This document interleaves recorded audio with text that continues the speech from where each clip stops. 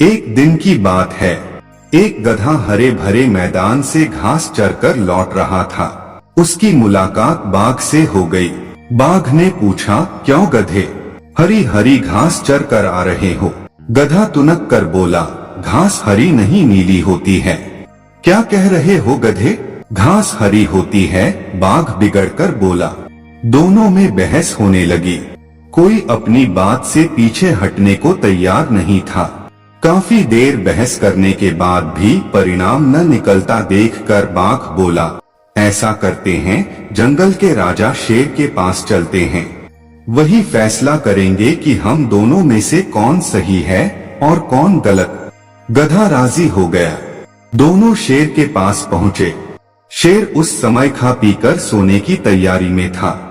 दोनों को अपने पास आया देखकर शेर ने पूछा, क्या बात है, इस समय कैसे आना हुआ, और वो भी एक साथ? बाघ के कुछ कहने के पहले गधा बोल पड़ा, वनराज, बाघ कहता है घास हरी होती है, मैं कहता हूँ नीली। अब आप ही फैसला करें। शेर ने घूरकर बाघ को देखा। बाघ बोला, वनराज, सब जानते हैं कि घास हरी होती है। ये गधा मूर्ख है। शेर बोला, मूर्ख तुम हो, गधे तुम जाओ, मैं बाघ को 1 साल तक मौन रहने की सजा देता हूँ। खुश होकर गधा लौट गया।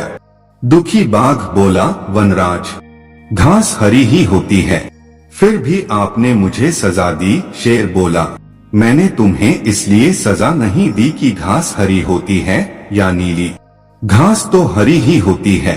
किसी के नीला कह देने से वो नीली नहीं हो जाएगी। गधा तो मूर्ख और कम अक्ल है, लेकिन तुम तो समझदार हो, फिर भी व्यर्थ की बात में उस मूर्ख से उलझकर अपना समय बर्बाद किया। उसके बाद वो व्यर्थ की बहस मेरे पास लाकर मेरा समय बर्बाद किया। ये सजा इसलिए है। बाघ ने कान पकड़े कि अब वह मूर्खों के साथ व्यर्थ की बहस में कभी नहीं उलझेगा। इस कहानी से यह सीख मिलती है कि मूर्खों के साथ व्यर्थ की बहस में उलझना मूर्खता है।